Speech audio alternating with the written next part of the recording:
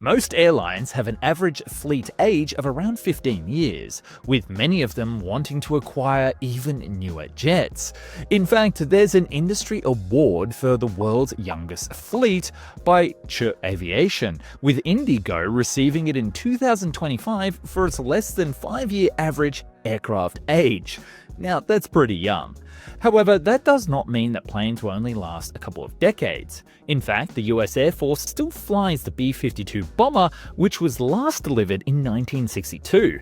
These planes are now 63 years old, meaning their current pilots could be the grandchildren of the first crews. There is also the iconic DC-3, which became popular during World War II as the C-47 military transport.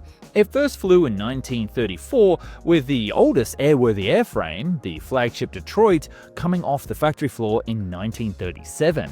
The plane ended production in 1952, meaning its average age in 2025 is 80 years old.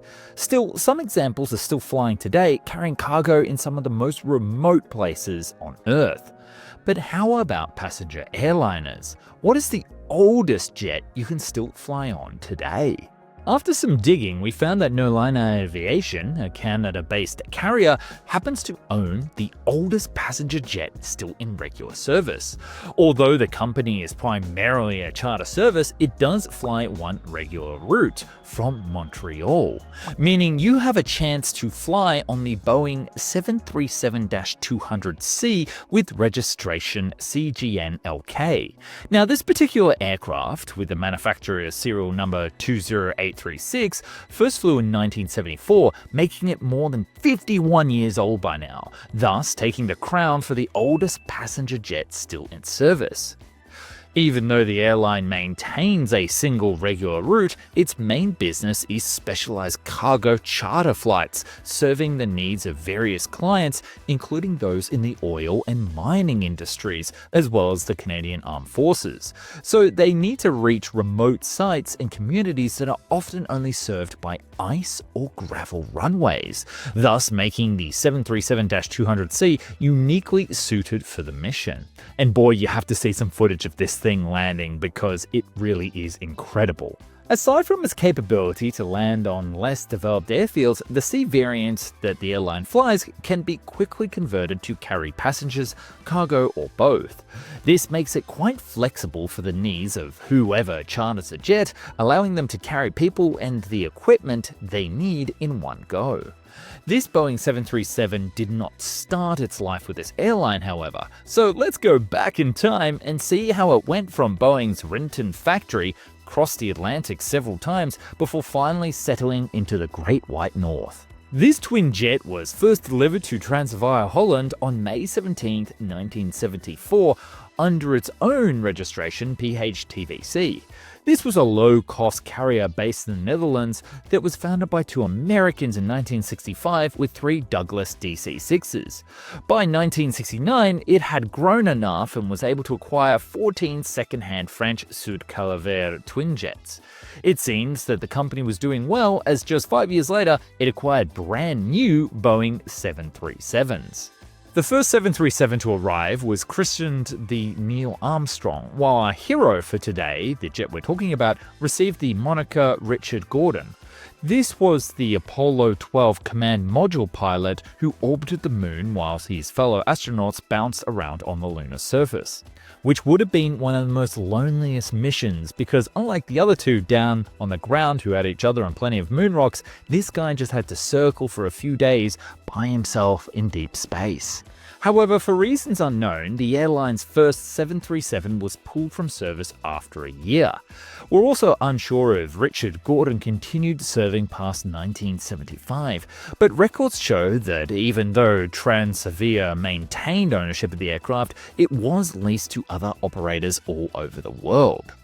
Saudi Arabian Airlines would be the first company to borrow this aircraft, leasing them from the Americans from October to November 1977.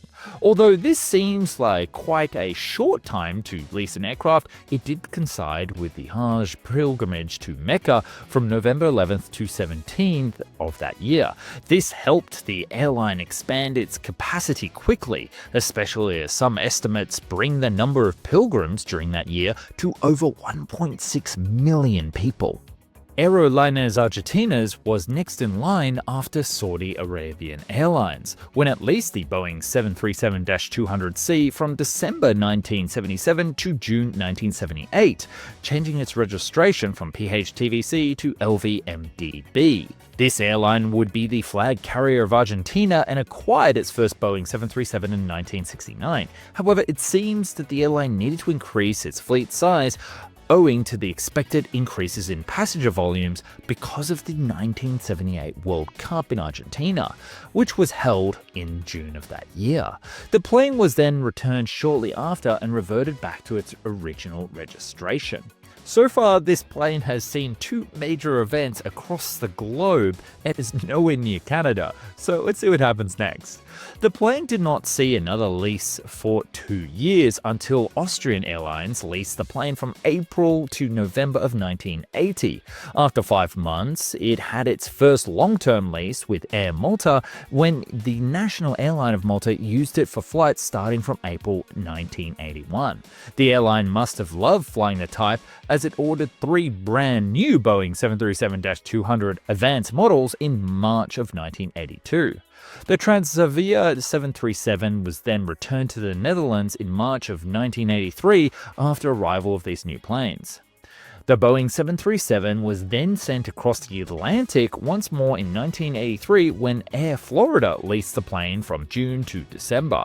Then in the following year, Alaska-based airline Mark Air leased it from January to May 1984, after which the plane presumably returned back to the Netherlands. Transavia Holland changed its name to Transavia Airlines in 1986, but the plane just kept on with its service.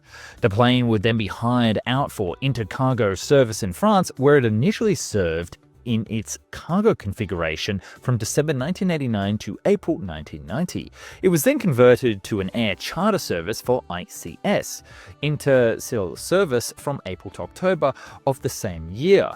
But then that airline went bankrupt in November, so that was pretty much the end of its little charter service. Just after a month after it was returned, the jet was re-registered in France, changing the code it held for 16 years from PHTVC to FGIXA. It was acquired by the French startup airline Société d'Exploration Aéropostale, or SEA, and sorry for butchering the French there, and would serve its routes until March 2001. This over 10-year tenure was pretty quiet, but it would soon come to an end as SEA would declare bankruptcy and cease operations in 2001. Of course, all of this happening was 9/11 in 2001, so you can probably attribute the decline of that airline to the decline in passenger travel due to that terrorism attack. The plane was then transferred to Europe Airpost, another French company. It was then almost immediately leased to Air Méditerranée, flying with the charter and cargo airline from April 2001 until March 2004. It then flew again to South America, spending over a year with a low-cost carrier, Star Peru, between May 2004 and June 2006, when it was then put into storage for a few months. The plane went back into service in December 2006, this time flying for a Swiss airline, Voliamo, for about a couple of years. This would be the last time that the plane would be used regularly on a fixed route, though, as its next owners and operators would mostly be engaged in charter services. And if you're wondering, yes, these are Qantas pajamas. I am wearing my pajamas technically in a video, but these are Qantas first class pajamas, so I feel like that I can get away with it. Cityline Hungary would acquire the airframe in June 2008, where it would change its registration again to HALEW. But this time the aircraft was already 34 years old, more than twice the age of the average passenger airliner. This was not an issue though, because Cityline was a charter service, meaning it wouldn't fly as often as a regular passenger service, and its higher fuel burn and operational costs were offset by a significantly lower purchase price, making a cost-effective solution for a smaller charter operation. The plane was in active service only for a couple of years is because in 2010, CityLine stored it at Budapest International Airport, where it stayed there for 4 years.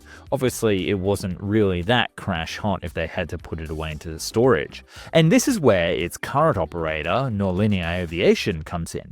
It acquired the plane in April of 2014 and had its registration updated to CGNLK, reflecting the country of its new owner. It then went on a long ferry flight from Budapest, stopping in Iceland and then Goose Bay, Canada, before finally reaching its final destination of Montreal. So after 40 years, 3 owners, 15 operators, and countless cities, 20836 finally settled with its latest owner. Now you might ask, why would Nordlinia buy such an old plane? Well, as we said earlier, used planes are much cheaper to acquire than brand new ones, so it would make sense for small operators without a lot of cash reserves or credit available to them to choose an older jet. Plus, with such a backlog of jet orders at Airbus and Boeing, like we mentioned in the last video, these small operators can't simply go out and pick up a brand new jet. Another possible reason why Nordlinia chose the 737-200 was because it was specifically built for secondary airports that have little to no infrastructure. The company mainly serves far-flung destinations in the Canadian interior where many regional or community airfields do not have the necessary equipment to service larger jets. The 737's short landing gear allows the fuselage to sit as close to the ground as possible, so you don't need airport vehicles to get baggage in and out of the aircraft, and passengers can also disembark from the plane without the need for a jet bridge, as boarding stairs can easily reach the plane's door. More importantly, the Boeing 737-200C can be equipped with something called a gravel kit, allowing it to safely land on unimproved runways. Now, the interesting thing about this is you're thinking, wow, why would Boeing go out of their way to design a plane like this? And it's actually because the plane is so old that airport infrastructure has evolved since that point. Because back in the day, we didn't have jet bridges. People would just take their luggage and they would put it into the plane themselves, and then they would walk up the short stairs to get on board. So planes needed to be as low to the ground as possible. But today we have all this infrastructure and machines, and planes are a lot higher, especially the 737 series, to allow bigger jets. So these older jets go to older airports that haven't had these improvements.